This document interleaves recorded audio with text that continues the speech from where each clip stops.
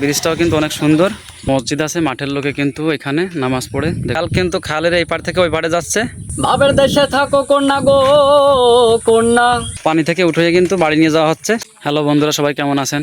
আশা করি সবাই অবশ্যই ভালো আছেন। আমি কিন্তু চলে আসছি আজকে রত্নাট বগুড়া মাঠের মধ্যে যে সুন্দর একটা খালে ব্রিজ, সেই ব্রিজের এইখানে আমি এই ব্রিজের আশেপাশে আপনাদের দেখাবো এখানকার সৌন্দর্যটা কি। এই ব্রিজের পাশেই কিন্তু একটা কৃষ্ণচূড়া গাছের চারা, ছোট্ট একটা গাছ, এখানেও কিন্তু ফুল ধরে নাই। এই গাছটা যখন বড় হবে এখানকার সৌন্দর্য কিন্তু আরও বৃদ্ধি পাবে। পাশে কিন্তু একটা বট গাছের চারা, সেটাও কিন্তু অনেকটাই ছোট, অনেক সুন্দর হবে কিন্তু এই জায়গাটা। সেই সঙ্গে এখানকার ব্রিজটাও কিন্তু অনেক সুন্দর।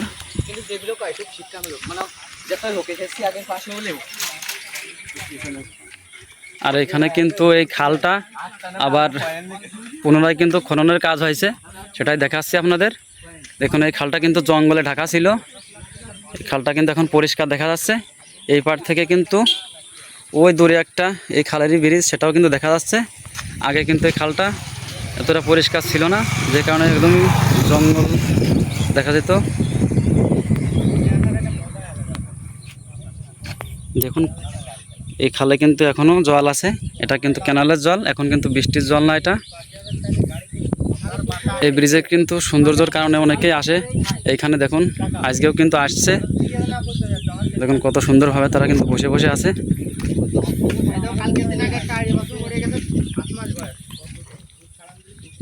এই পাড়ও দেখুন, এখান থেকেও দেখা যাচ্ছে কিন্তু খালটা পরিষ্কার আঁকাবাঁকা হয়ে চলে গেছে। এই খালটা কিন্তু এভাবে চলে গেছে কুমার নদীতে, কারণ এই খালের জল কিন্তু বৃষ্টির জল এবং এই ক্যানালের জল সম্পূর্ণই কুমার নদীতে গিয়ে পড়ে। আর এই খালে কিন্তু কুমার নদী থেকে অনেক মাছ উঠে আসে, সেগুলো কিন্তু আমাদের এলাকার কিছু মানুষ আছে, তারা কিন্তু মাছগুলো ধরে জাল দিয়ে বসিয়ে দিয়ে যে যেভাবে পারে। আর এই মাঠটা দেখুন সম্পূর্ণই কিন্তু পাট, পুরো মাঠটা, এই বিশাল মাঠ কিন্তু সম্পূর্ণই পাট। এই পাটগুলো কিন্তু অনেক সুন্দর হয়েছে, চারিদিকটা দেখে কিন্তু সব কিছুই আসলে অসাধারণ লাগছে।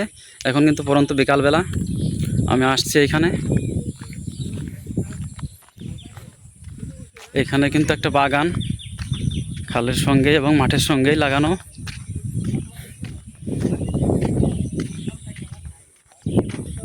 এই খালটা কিন্তু কিছুদিন আগেই কাটছে আসলে, কিন্তু এই খাল কাটার পরে আমি আজকে প্রথম আসলাম এখানে। সে দেখুন জায়গাটা অনেক সুন্দর দেখুন।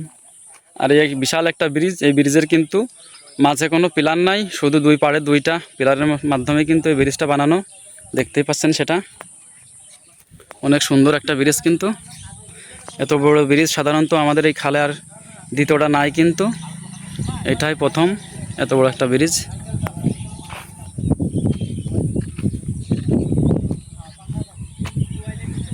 চারিদিকের দৃশ্যটা আসলে আমার খুব ভালো লাগছে। আর খালের ভিতর দিয়ে দেখুন আবার কিন্তু কলা গাছ লাগিয়ে দিছে, এগুলো কিন্তু মাটি শক্ত করে রাখবে, যে কারণে বৃষ্টির সময় কিন্তু মাটিগুলো ভেঙে আবার খালের ভিতরে পড়বে না। আসলে খুব ভালো একটা জায়গা, যারা এখানে আসছেন বা যারা এই জায়গাটি চিনেন তারাই অবশ্যই বুঝতে পারবেন। আর যারা আসেন নাই হয়তো শুনছেন, আপনারা আসবেন এক সময়, দেখবেন এখানকার সৌন্দর্যটা কি, একটু সময় করে আসবেন। আসলে খুব সুন্দর একটি জায়গা, আমরা কিন্তু মাঝে মাঝে আসি এখানে, অসাধারণ লাগে। কিন্তু আজকেও আসছি, কিন্তু আজকে আসছি অনেকদিন পর। সামনেই কিন্তু একটা বট গাছ আছে, ওইখানে কিন্তু একটা মসজিদ আছে, মাঠের লোকে কিন্তু এখানে নামাজ পড়ে। দেখুন এখান থেকেই দেখাচ্ছি আপনাদের, ওইটাই কিন্তু মসজিদ, এখানে কিন্তু নামাজ পড়ে মাঠের লোকজন। আর এই দেখুন এই সেই বিশাল ব্রিজটা, দেখুন একটা শিয়াল কিন্তু খালের এই পার থেকে ওই পারে যাচ্ছে। এই শিয়ালটা কিন্তু কিছুক্ষণ আগে একটা কুকুরকে দাবড়াইছে খুব করে, সেই কুকুরটা কিন্তু এই পাশ দিয়ে চলে গেছে, সেটা দেখাতে পারিনি। দেখুন এটা কিন্তু শিয়ালের রাজত্বর দেশ।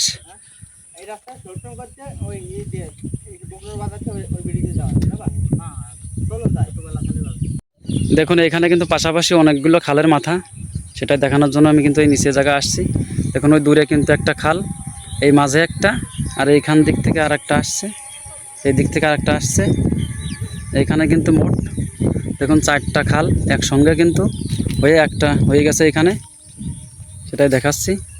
আর সামনেই কিন্তু সেই সৌন্দর্যময় ব্রিজটা দেখুন, এখান থেকে কিন্তু আরও সুন্দর লাগছে।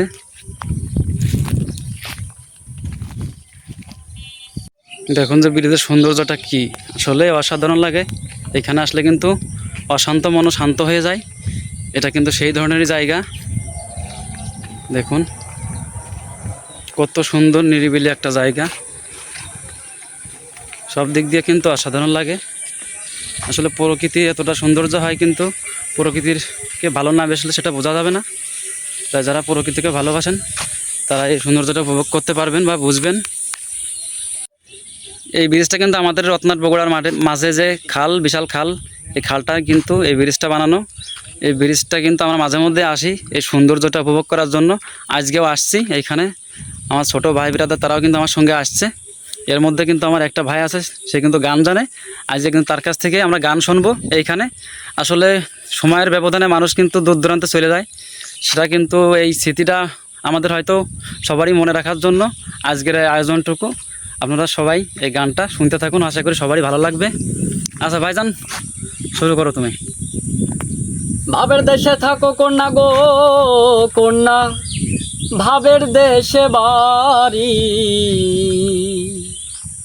আমারে বানাই বানি তোমার প্রেমেরই কান্ডারি। ভাবের দেশে থাকো কন্যা গো কন্যা, ভাবের দেশে বাড়ি, আমারে বানাই বানি তোমার প্রেমেরই কান্ডারি, আমারে বানাই বানি তোমার প্রেমেরই কান্ডারি। দূরে চলে যেতে যেতে যতই দূরে যাও, তোমার সাথে আমার বন্ধু সঙ্গে কইরা নাও। দূরে চলে যেতে যেতে যতই দূরে যাও, তোমার সাথে আমার বন্ধু সঙ্গে কইরা নাও। সাথে যদি নাহি রাখো গো কন্যা তোমার সাথে আরি, আমারে বানাই বানি তোমার প্রেমেরই কান্ডারি। হই আমারে বানাই বানি তোমার প্রেমেরই কান্ডারি।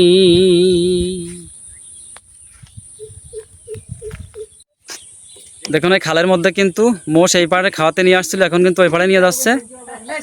দেখুন ওই দেখুন যে নিয়ে যাচ্ছে কিন্তু এই পাড় থেকে ওই পাড়ে।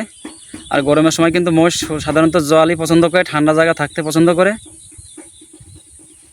সেটাই দেখাচ্ছি আপনাদেরকে, আমাদেরকেও ভালো লাগছে। কিন্তু সাধারণত এই মহিষ এখন কিন্তু বর্তমান দেখাই যায় না গৃহস্থ বাড়িতে, আগে কিন্তু ছিল প্রতি গৃহস্থর বাড়িতেই কিন্তু এই মহিষের গাড়ি এগুলো কিন্তু দেখা যেত, এখন কিন্তু দেখাই যায় না সেগুলো আর।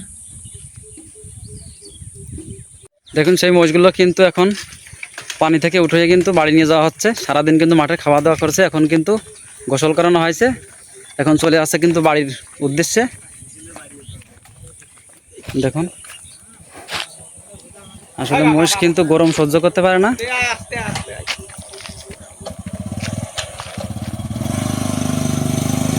এনে কিন্তু নিয়ে গেছিলাম মহিষ দুইটা মাঠে, এখন কিন্তু গোসল করে এখন নিয়ে যাচ্ছে বাড়িতে। বাড়িটাও কিন্তু অনেকটা দূরে, রত্নার তাদের বাড়ি। আর ভিডিওটা যদি ভালো লাগে অবশ্যই লাইক কমেন্ট করবেন, আমার ছোট্ট এই পেজটাকে ফলো দিয়ে পাশে থাকবেন। সবাইকে ধন্যবাদ জানিয়ে আজকের ভিডিওটি পর্যন্তই।